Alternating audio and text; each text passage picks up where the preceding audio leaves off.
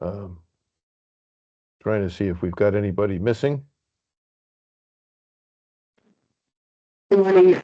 Board member Day and Egan are not in attendance today, but they let me know that they will not be here. So everyone else is here. So. Right. Yeah, I knew Tim wasn't going to be here. Who? Oh, and Robert Day is not going to be here either. Yeah, that's too bad. Okay. I don't see Daniel. He's here. Is he here? Yeah. Are you Yes, I am. I'm here. Okay. Oh, there you are. Okay.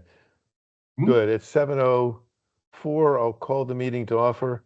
I will start with a brief apology. I'm at my in-laws' condo in California, and I have no access to a printer here, so I have to toggle back and forth between documents, and it may be kind of clumsy every now and then. But let's see.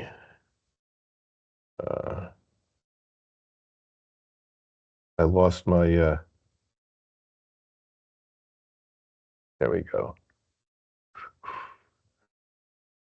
Okay. First thing, approval of minutes from the previous meeting, January 24th, 2005. The minutes were distributed. Does anybody have any comments, additions, deletions, corrections? Nope. Okay, hearing none. I'll entertain a motion to accept the minutes of January 24th. This is Pete. I'll make the motion to approve the minutes from January 24th. Second? I'll second. Okay, we have a motion, a second. Any final discussion? Hearing none. All in favor, please say aye. Aye. Any opposed? Nay. Abstentions? Okay, the minutes are passed unanimously. Next, our first comments and concerns regarding the meeting agenda. We have very little on the agenda as distributed, but we do have some additions. Kat has an addition first, and then we have several participants who will give an opportunity to speak about the various legislative or things that are going on in the profession and changes in standards that are resulting in the need to change statutes and regulations. And there are some statutes that are rolling through the mill right now. But first, Kat? Yes, good morning, Mr. Chairman. A request for exam credit extension came in yesterday. Bhavesh Narayan, so we'd like to ask that to be added to the agenda on a 2/3 votes. Okay. Can I have an amendment? A motion? I'll make the motion. A second? All in favor? Second. Aye. Aye. Looks like we've got a 2/3 vote. Thank you. Okay. We will open up later because I expect that there may be some thoughts for additional items. Second, I would like to introduce a gentleman from the phony skyline here, Gary from the AICPA, who is participating, and I'd like him to say a few words, if he'd like to, about some of the things that are coming down the pike and that are changing right now. Thank you for inviting me. I'm Gary Freundlich. I'm the technical director of the AICPA peer review program, and in terms of today, I was just hoping that I could be here to assist you and answer any questions you might have, and with the statute. In terms of, I didn't really prepare any comments other than, our No need. standards. Our standards do change over time.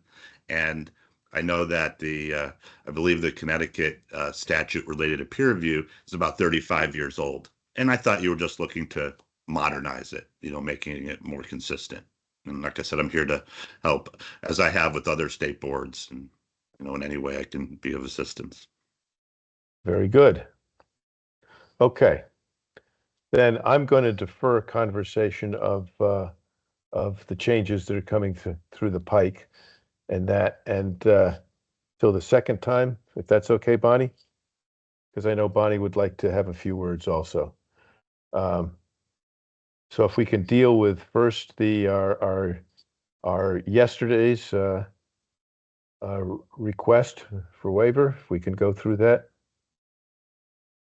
Are you going to handle that, Kat, or somebody else? I'm sorry, Yeah. I couldn't find the button for a minute. Oh, are you saying that you wanted to review the peer reviewer request that was delayed from table from last meeting? Well, we can do that, or we can do the new request that's come in this morning. Oh, okay. Or is Yes, of course. So we can do the shortest thing first, which is the exam credit extension. So Bhavesh Narand, I think that's how you pronounce it, requested to have her regulation exam credit extended by 3 months. So she took it in September 2020, and the original expiration date was March 2022. But it was extended based on the credit relief initiative to June 30th, 2025. And she's requesting to extend it to September 30th, 2025. So just 3 months. And she provided documentation of her mother's medical condition. Any comments, questions?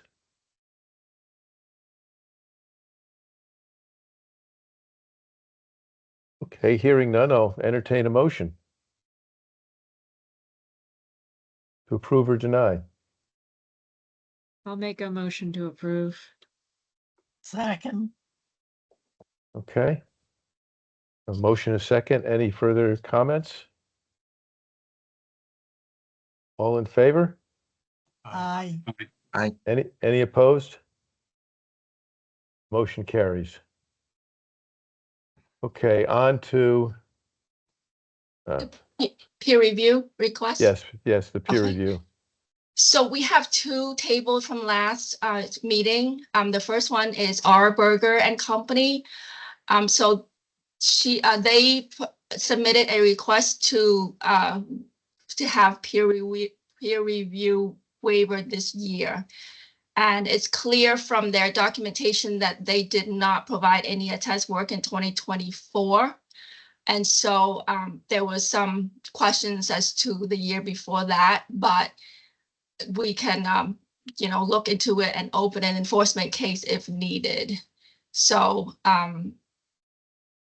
they did sign some audit reports in 2023, but I was told that AICPA does not do peer review on that. So at this point, I would recommend that you waive the peer review this year for 2025, and we can look into it as to previous years, whether the firm should have done peer review, and that takes time.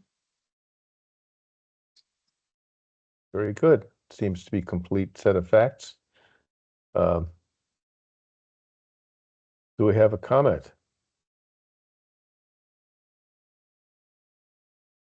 A motion? Sounds like you were ready, Pete. I was going to make the motion to approve the waiver, peer review waiver request. Second? Second. Who was that? That's Bud, sorry. Have a motion and a second. All in favor? Aye. All right. Any opposed? Any abstentions? Hearing none, the motion passes unanimously. Thank you. The second one is Helming and Company. And this firm has not done any peer review, any attest work since 2019. However, on their website, they offer to do attest work services, and the firm stated that they will perform a test if engaged. So the statute says that a firm may be granted a waiver if it annually represents to the board that it does not engage in attest work and it does not intend to engage in such practice in the following year. And so in this case, I mean, this firm, I'm not sure if this firm does that satisfy that second requirement, because it's saying that it will perform if it's engaged. So again, before the board is their waiver request, and I'm not sure, what the board would require them to do. Like, should a test partner be required to complete 8 credits of audit CPEs annually? And what about AICPA's doing a system review? So that's before the board. Yeah, I think that's a good question. I mean, okay, they haven't performed any attest work, but they're holding themselves out as performing attest work. The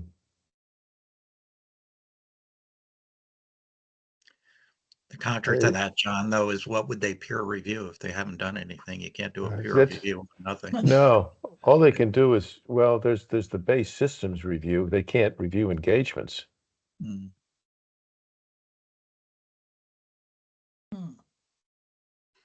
Okay, I'm going to use this resource over in my lower left-hand corner. Gary, do you know how other states are dealing with this? Well, first, just starting with an AICPA bylaw approach, it's the performance of engagements and the issue of reports. So it's that issuance of the report that triggers enrollment in the peer review program. That's how we've kind of addressed that over the years. We recognize there are firms that advertise for things that they don't perform on their websites. And even if a firm is engaged, we always want to make sure we have a 1-year period to cover in a system review. Let's say if the firm is doing audits. And that's why our standards talk about, like for an initial peer review, 18 months from the report date of that initial engagement. So Right. that way the firm has an opportunity to develop its system. It should be taking the appropriate training as a part of the acceptance and continuance aspect of quality control standards before really accepting an engagement. So yeah, it's not that signed engagement letter that triggers the peer review. Right. And the GAO kind of works the same way. It's you have a certain period of time once you have issued that report to undergo your peer review. And that's how the other states address Right. it. And recognizing that peer review was originally started not as an improvement, as a continuous professional improvement process, not as a regulatory process originally. So if there's nothing in the Connecticut law regulations that would require it.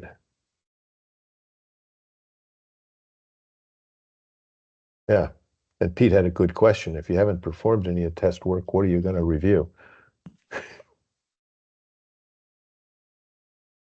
Yeah, we typically don't. A system review covers both the design of the firm's system of quality control and compliance with it. So Right. and it's that compliance piece that's kind of tough if there are no engagements. Well, John, it sounds like the board has the ability to waive to grant their waiver under the circumstances. I mean, we're right. The statute seems to say something about intent, but it's still, we have the right to waive it. In this case, it seems to me that we should probably grant that waiver, or at least that's my impression. since they haven't done the work. Do you want to put that in a motion? Or did you that just Or- then?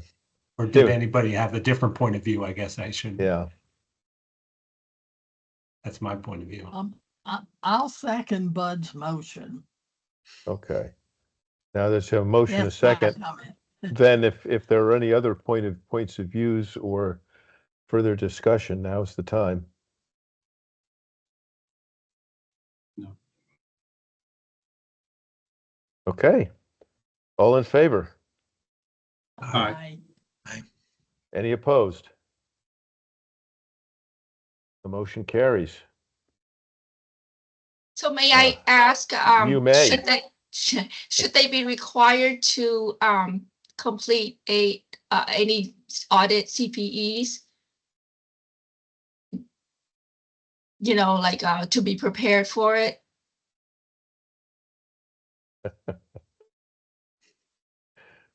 Well, they're CPAs, they've got to do CPE.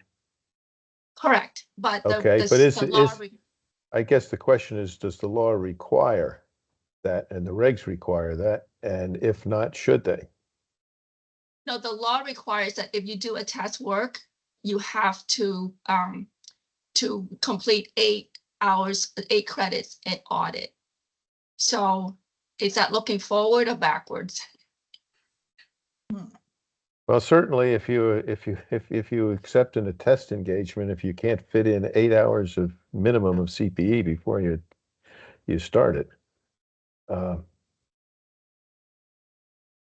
it seems as, unless we change it, that would be triggered at the acceptance of a test work. Thank you. Anybody else have any thoughts on that? I don't know that we'd have to do a motion. I can't make motions, as you know. I agree with you, John. I don't think you need a motion, but it's the responsibility of the CPA to get the 8 hours if they're going to accept the test work. Yeah, and it's not the hitting the 8 hours. It's the fact that professionally you're required.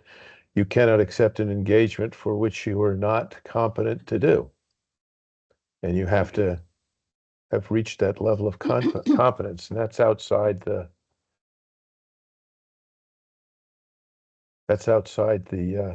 bean counting for hours. Thank you for that guidance. Okay. We hope. Now, I think we're done with the what was on our limited agenda, but I would like to open it up, and Bonnie, if you don't mind, I would like it if you'd make some comments on the progress on the various legislation that's going through the pipeline, some of which I believe surprised you by its very existence, and me also. Yes, so the first bill that came out was actually the CPA fees, which I'm sure you all were very happy to see. It is in Senate Bill 611, and it was sponsored by the General Law Committee, and is a measure that would take DCP all of their fees and cap them at $100 a year. As you all know, CPEs have the highest fee in the country, 276, higher than the national average. And I think the next closest state is actually $365 lower than us. So it's a bill that everyone seems to care about. That was heard. It was well received. Several legislators testified about it. And the initial person who had introduced it last year, Senator Fazio, grabbed me after the hearing to say, just want you to know you're not in the governor's bill. You need to see if you can get added to that one. This is going to become part of budget negotiations. So we have reached out to the governor's office. We do have a meeting coming up, and I will let you know where that goes. But right now, according to his office, they are not looking to have professionals in it, which made me laugh because it's got nurses, teachers, etc., all of whom are professionals. So I'm not sure where that's going to go, but the two bills will get combined. I'm not sure where CPAs will end up at after the budget negotiations, but I'll keep you apprised of how that moves along. The next bill that came out was our measure that the board agreed and recommended to the legislature on mobility and licensure. And one modification was made to it by the Legislative Commissioner's Office. They took the bachelor's plus 30 plus 1 year of experience and kept it at 150 credit hours, and the 1 year experience. This is a concern to NASBA, and Tim did reach out to me about it because the move nationwide is to do the bachelor's plus 30, and there's specific reasoning around that versus just the 150 hours. So I believe it's John and John Johnson from NASBA and one other person, I apologize, I don't remember it is, are pulling together information for Tim that he will share with me that we can then get to the chairs and ranking members of the General Law Committee to get that aspect of the bill returned to what was originally proposed. The other bill that came out that was a surprise was Senate Bill 1357. Going off of memory here. So 1357. There are two aspects of that measure that that impact you or the CPA community. It's sections 1 and 2. So it's the first 4 pages of that bill. Don't be alarmed. It's a large bill, but the bulk of it does not have anything to do with us. The beginning section was one that I believe the Department of Consumer Protection put in an attempt to address the problems that were raised at the last state board meeting with the cases we had concerning firm permits and peer review. We found out at that time that the timing between the AICPA peer review program and the state statutes and regulations did not align. And as we discussed a little bit further, found out there were a lot of other things John had mentioned in the meeting that the statutes and regs had not been updated for 35 years and were in deep need of assistance and that are updating, and that's something that the board would work on. And then he indicated we should look at other states and reach out to AICPA, NASBA. So did that, and we found out that not only weren't they not aligned, that actually peer review is no longer required in Connecticut because our statute refers to quality review, and quality review is something very different than peer review. And there's a lot of other significant inconsistencies between our statute and the program as it exists now. So we did review the legislation. It would not address the situation at all and probably would make it worse because it refers to things that don't exist, such as opinion letters. It talks about the facilitated state board access, FSBA, but does so in a manner that is not workable. Saying that somebody's going to do something within 30 days if you use that system. So that's going to be one of my questions later. How do you want to handle FSBA going forward, and many other things.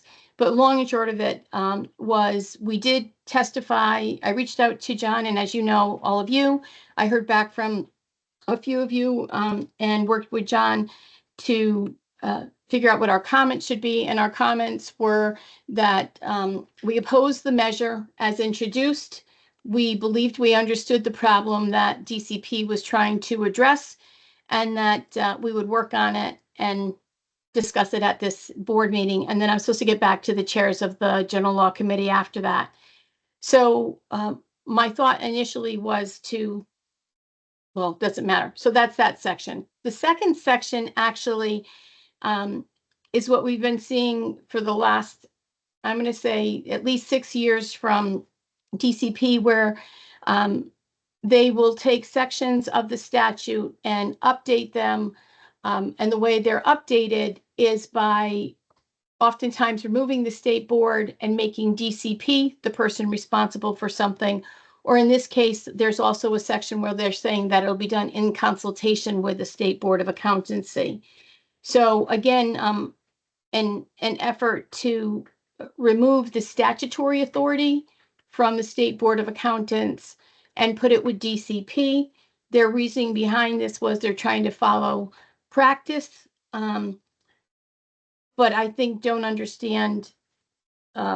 I think it's well intended, but do not understand the implications that sometimes happen when the state board is truly not involved or the one making a final decision, just because, as we've seen at the last meeting and today, there are so many things that the average person that does enforcement, licensure, any of those things at DCP is not aware of.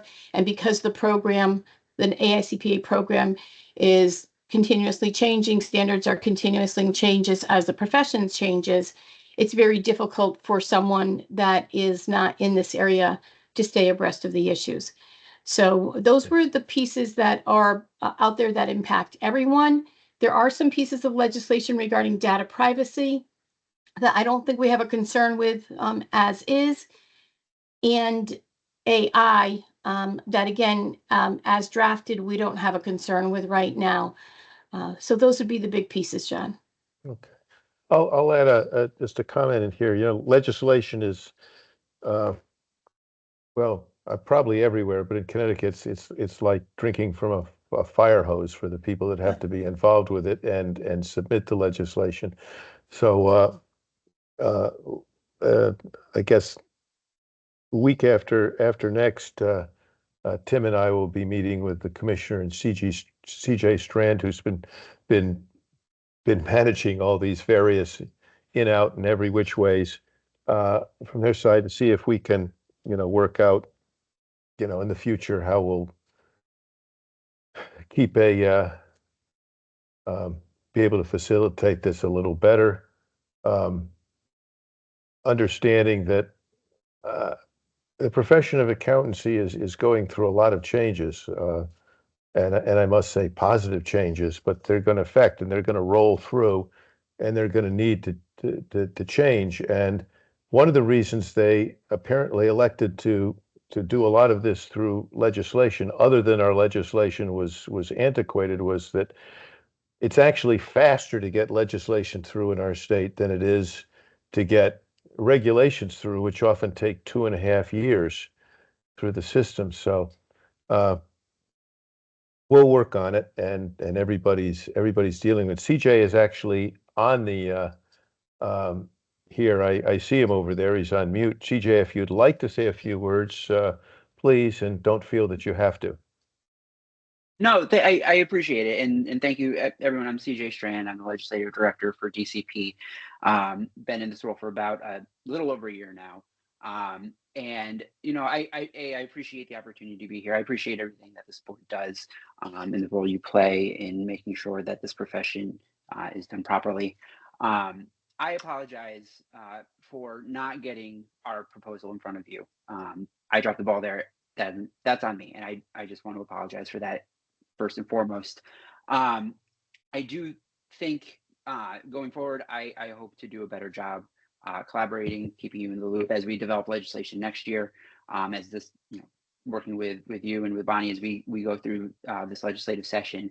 But I also just want to clarify a couple of things on the bill that we put forward. It really is intending. I think it's been viewed as, because peer review hasn't been touched in so long. And then there's been this enforcement issue. That's not really what our proposal is dealing with here. It is much simpler, and I think well-intended. It's something I hope that even if this larger overarching thing is a little more difficult to get done within this legislative session, maybe we can still get this through, just because I think it would help the firms that are performing audits and the department. But if not, that's fine. This is something we can work on the following year if necessary. But firms are performing audits. When they perform audits, they have to undergo the peer review every 3 years.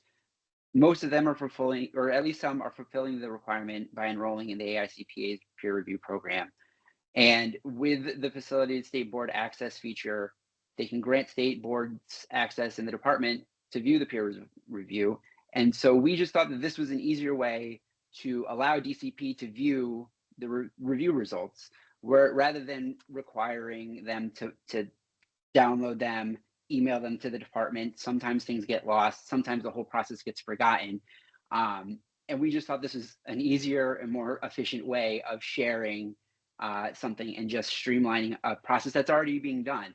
Not requiring it. If they still would prefer to email it and not give us access, that's fine. But it's just, this is something we thought was a little easier for us to review acceptance letters, and recognizing, you know, we may need to rely on your expertise to flesh this out, to correct some terms that are being used, things like that. I think there is time. It's a long session. I hope that we can continue a dialogue on this.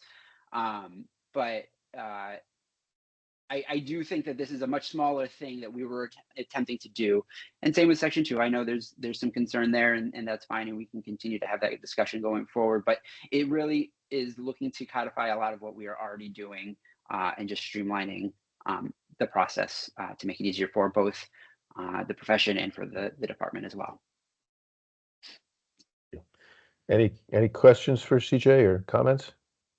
I would just like to say that CJ has been great. I called him to let him know that we would be testifying on the bill. And since then, he has been very open to trying to make something work, understanding that we've got some challenges. So I just want to make that clear that he has worked closely with us. Yep. And we'll work on it in the future. I mean, it's really, both have the same base protection of the public, so. Absolutely. John, I had a question, if it's Yes. okay. Firstly, CJ, thank you so much for that background. It was helpful.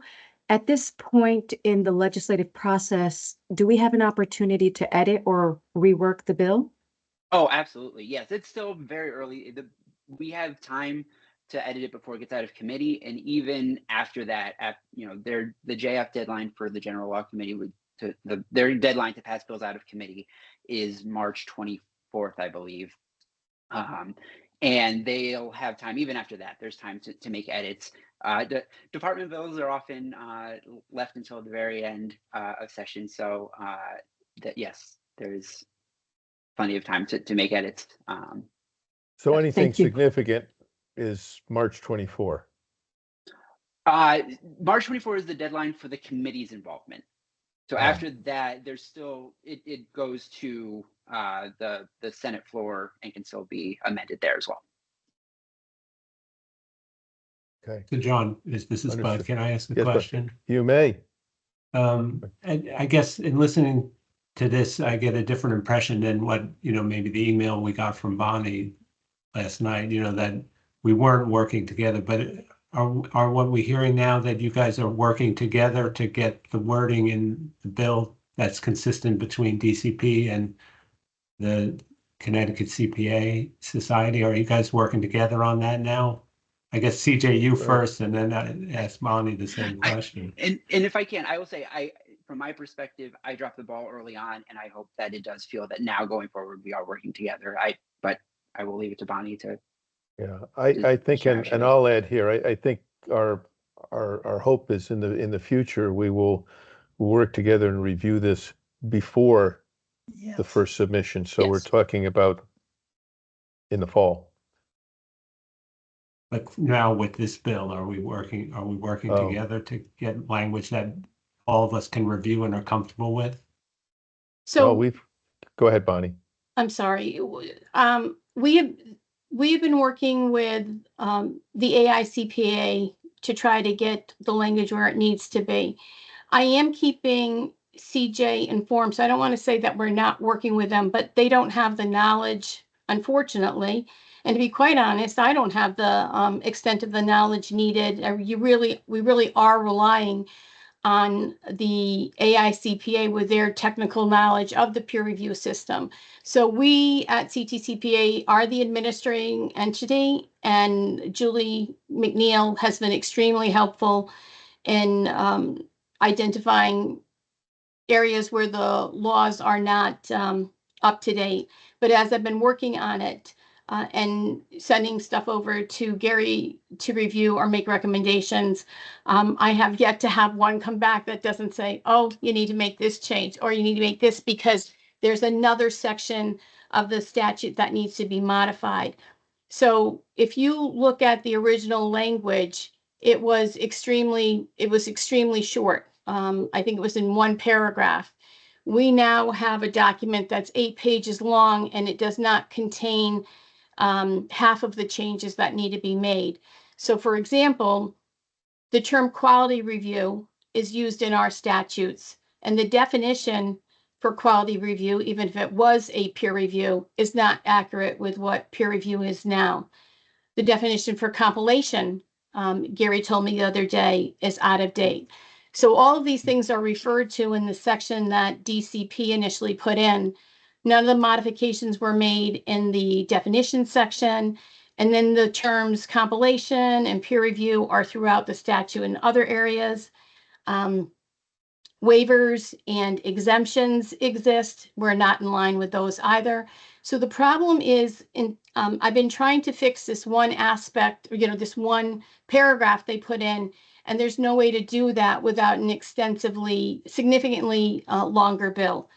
My concern, though I did tell CJ I will continue to work on this, is that it's not the quick fix that if you looked at the bill initially, you thought, oh, we just have to change and get rid of opinion letter and put in the right verbiage, get rid of peer quality review and put in the right verbiage. It's significantly more than that. So for example, I think John is the one that initially pointed this out to me.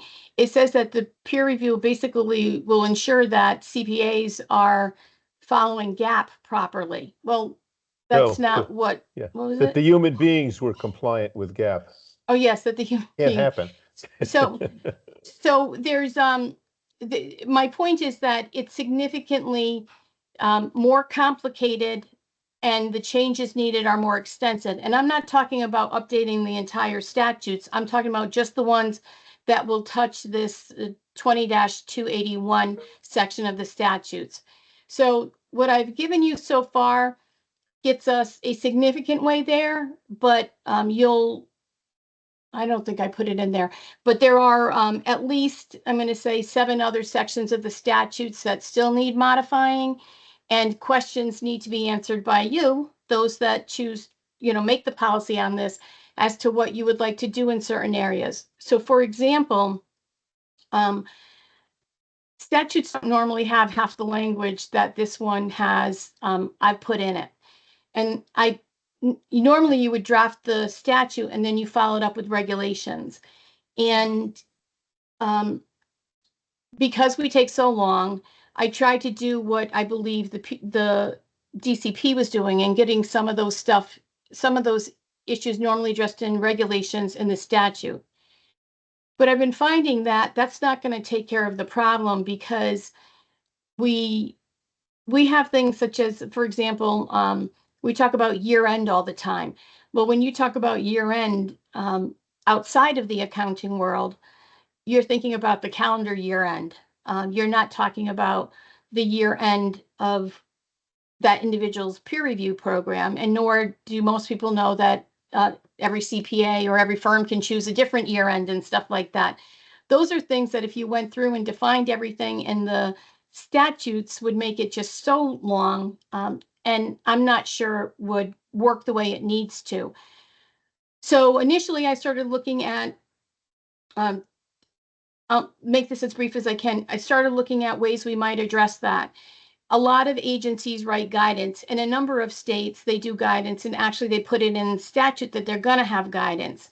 I didn't think that was required, but I wasn't sure. And after speaking to somebody else from another state, I put in my note last night that we may want to have statutory authority to do that. However, I spoke with Carla this morning, and she indicated from her days at LCO that she does not believe we need it, and it could actually cause problems. Not the guidance, but putting it in statute. So my recommendation would be we get as many things that make sense in the statute, but then you issue guidance, and you can have that followed up by regulations.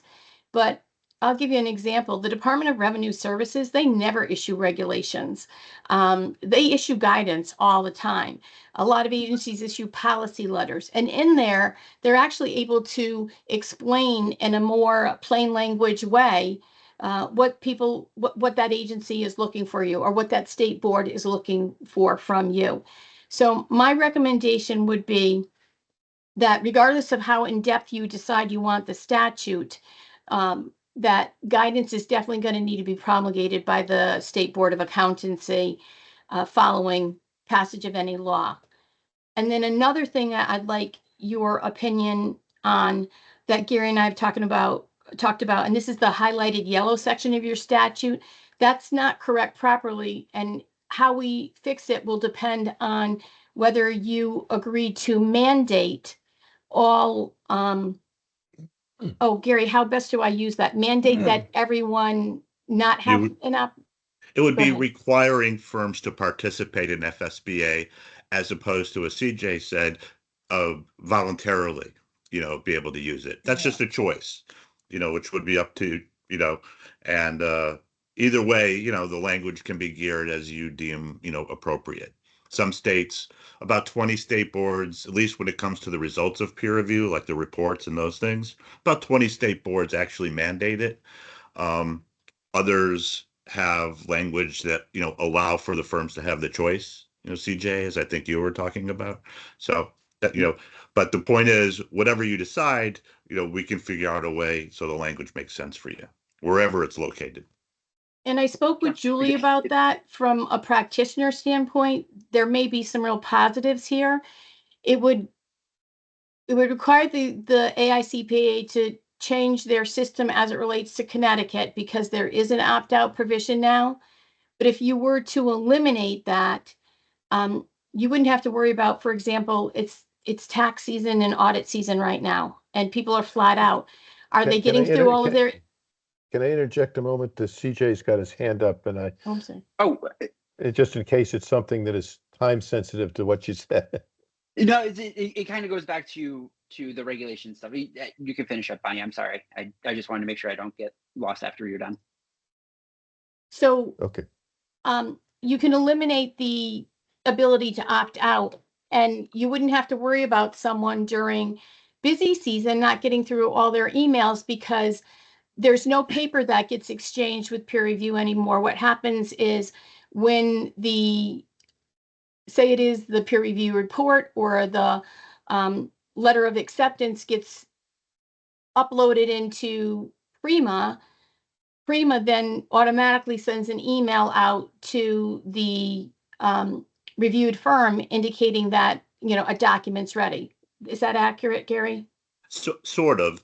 With FSBA, when the administering entity like yourself basically pushes a button, it becomes available to the state board. The state board has access. But now the only notification that a firm gets is an email. Well, the whole peer review process, for the most part, is all electronic. So my that, point is, yeah, so everything is done that way. So it's no extra burden to you as an administering entity. State boards can use FSBA any way they want to. There's reports that are sortable if you're just focusing on pass with deficiencies or fails. I always encourage state boards to talk to their peers about FSBA and and how they use it, because it does get a lot of good. They believe it helps them monitor their licensees. and it means without that you paper. wouldn't have to. CPA firms would be less likely to miss the deadline and be out of compliance, Oh, yeah. because they wouldn't have to send anything in. The state board automatically has that access. Yeah, it So- happens it's programmed to happen automatically. Once the peer review committees accept documents, it gets uploaded, and literally within a day or two, you should, you have access. So that's something else that we would need to know, what you as a state board want to do, so that we could draft that section of the statutes appropriately as well. We have put a lot of time and effort, and I'm going to thank Gary for being there. As John said, we get a bill pops out and is scheduled for a hearing one day, and that's counted as day one, and on day 5, the hearing can take place. So oftentimes we find out on Friday that there's a hearing on Tuesday, and you're, running around like a mad person trying to find out what the bill means, and, are we drafting something right or wrong? And then, although we have until the end of the committee phase to make modifications to the bills, this is not the only bill that the legislators have before them, and general law has a number of absolutely massive issues before them this year. I believe the day that I testified on the fee schedule, I testified with people that were there on the death penalty, cannabis, sex trafficking, and one other thing. I said to John, it's very hard for me to get anybody to pay attention to my CPA issues in that committee. And then on the day we testified on this bill and on our licensure bill, artificial intelligence was the big one, and people from around the country were totally focused in, along with data privacy and one other hot one I can't remember. So the chairs are good, but they have got some major issues, and we are not their priority. So our ability to go back multiple times is very difficult, especially when some of those other big priorities are ours. That we all know that the mobility and licensure measure is extremely important. So we have all that out there, but if at a minimum today you could answer the 2 questions for us as to whether or not, I say us, I'm looking at Gary because he's going to help me with the FSBA language. Do you want that mandatory or no?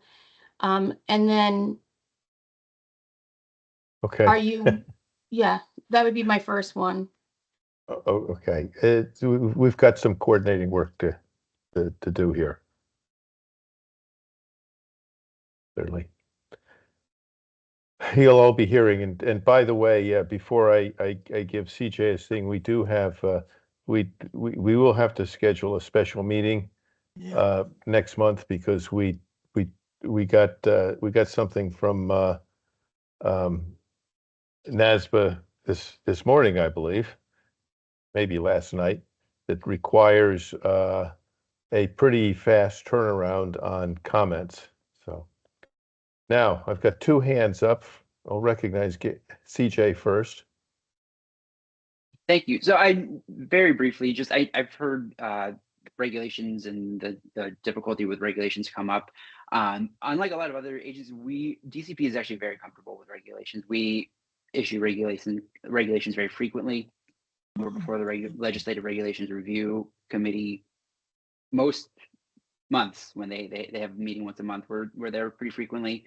I think certainly some issues, if we're going through like revising an entire say like our gaming regulations or something like that, that's taking years. But for the most part, I think regs, I think I heard an average of 2.5 years for DCP. It is not quite that long. It not even near that long. Generally, obviously, again, depending on difficulty. But so I just wanted to throw that out there. There's still pros and cons to putting things in regulation versus statute versus various guidance, and the strength of each. But just for your consideration, regulations, we are fairly comfortable with those. Obviously, they take staff time, but if they're necessary, we're comfortable there. Well, then we're comfortable. If you can get it through the other end after it leaves the halls of DCP, that's where we usually end up with the problem. All the people that have 6 months to sit on it, one after another. But Carla, you're up.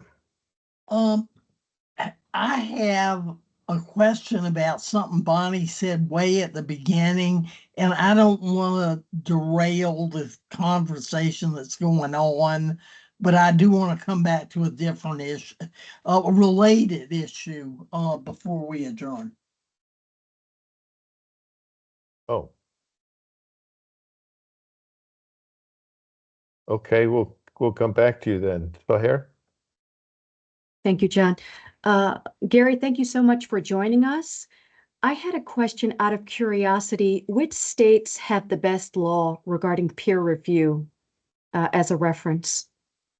Well, that's a tough question to answer, right? Well, let me offer this. The You don't great have to answer it model. politically. We'll keep it quiet. Okay, how's this for a good answer? The best model is the Uniform Accountancy Act, and many of us have had involvement. They've issued exposure drafts, which you've probably seen before, and I think and I certainly understand you're not alone with, different states have different issues with regulations versus statutes, but if you go to the UAA, and to the extent you can drop in, it takes a little tailoring, their language. The states that do that often have the less difficulty getting it through.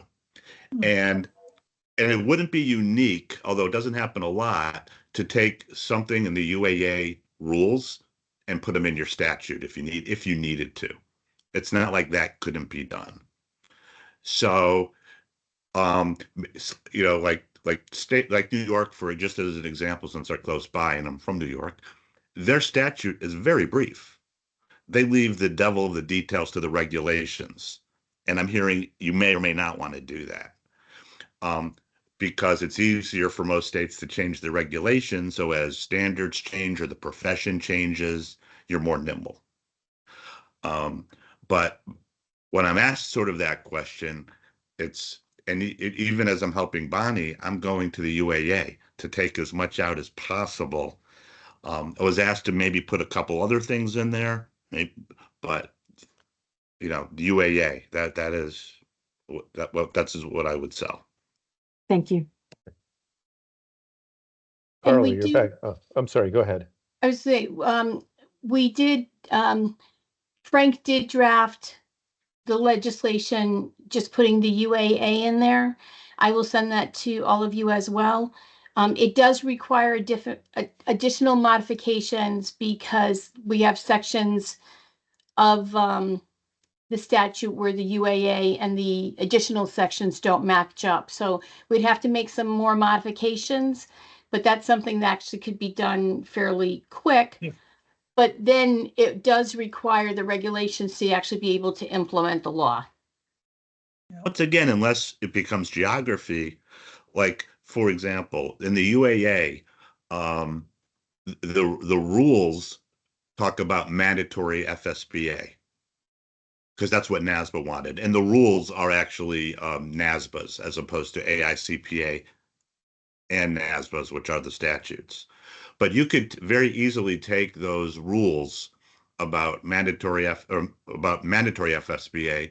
and make it voluntary with just very few minor changes. And if you didn't want to put it in the regulations and you wanted to put it in the statute,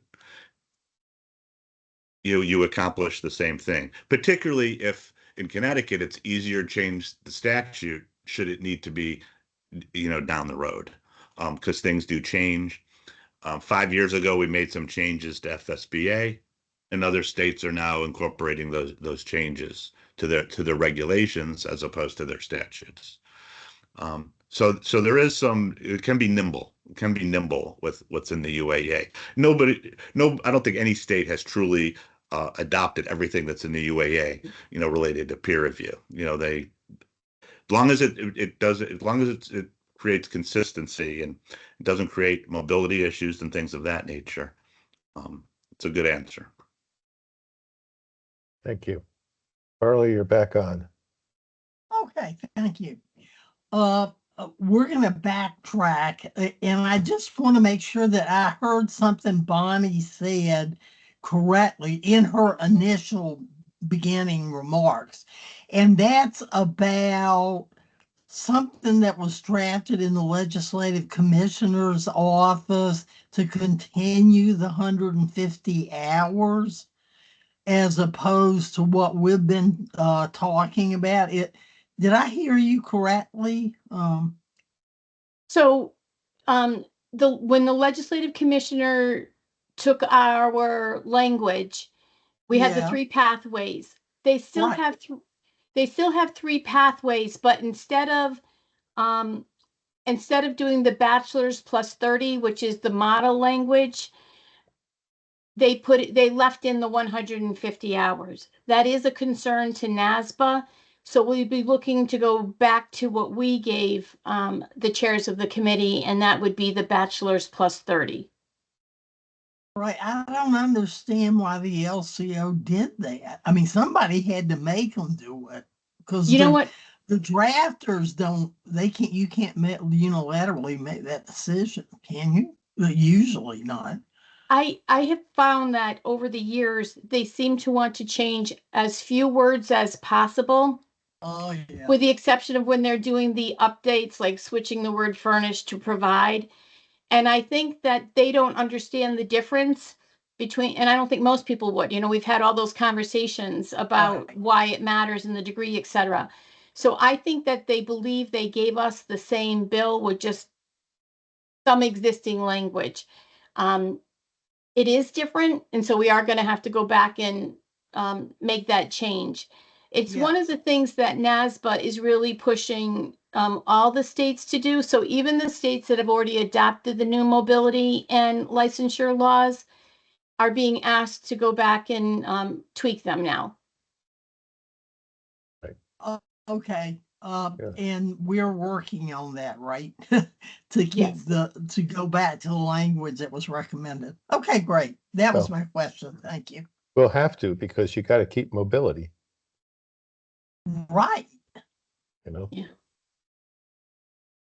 Okay. One thing I just interject here is I believe Rochelle is on. Rochelle, could you do your magic and try to set up a date for a special meeting this coming month? There's a new pathway that we have to comment on.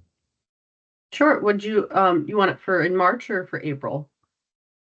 Kat, when's the I don't have anything printed here, so I don't have access to what the comment date is.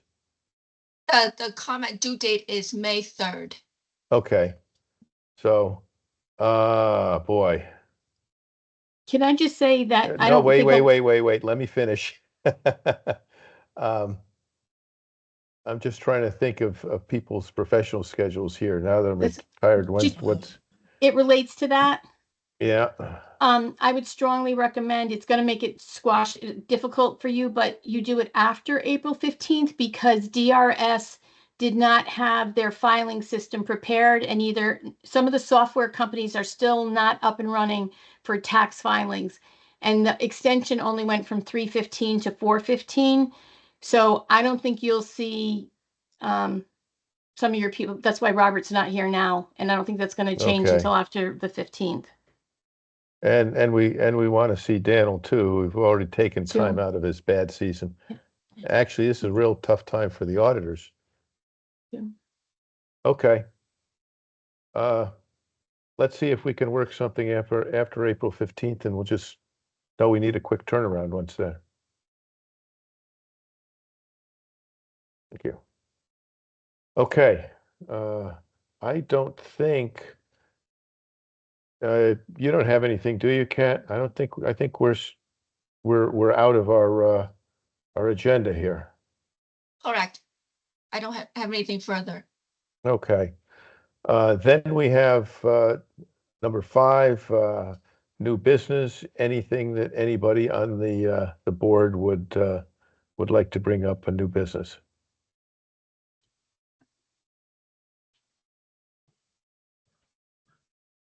Okay. Hearing none, don't have any correspondence. I think we've had enough comments or concerns of any person present today. But if there's another person on, I will entertain that. Go ahead, Bonnie. I just want everyone to know, and I was going to send you this in a note, but you're here, so I'm just going to do it quickly. I want you to know that the joint UAA committee got back together again. I think this is what you're going to be commenting on.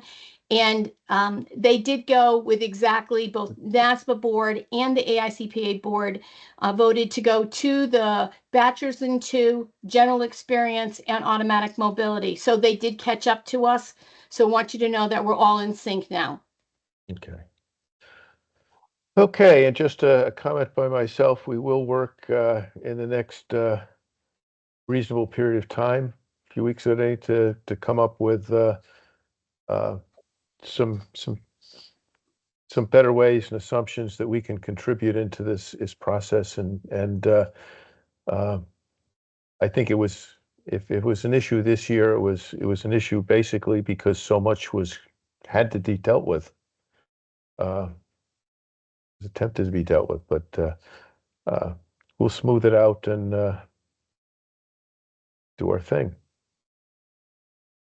Okay, any final comments?